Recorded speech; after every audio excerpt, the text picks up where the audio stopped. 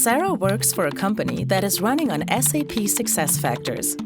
While the software is useful and helps Sarah with her daily tasks, the lack of data updates is placing more time demands on Sarah and is straining her nerves.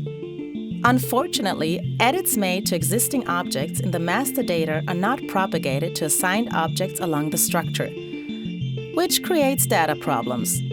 For example, modifying a department's cost center will not be reflected in objects linked to this department. This means these require manual updating, which is time-consuming and error-prone. Sarah is frustrated with the added work to update the data properly. She searches for a solution and discovers Ingentis Business Rule Trigger. The software detects modified information in SAP SuccessFactors and finds objects along a configurable evaluation path that require updating.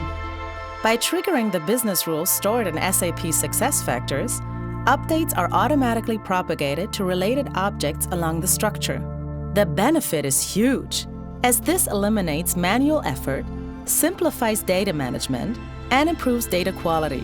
Sarah loves this solution. She can now focus her time to more pressing tasks.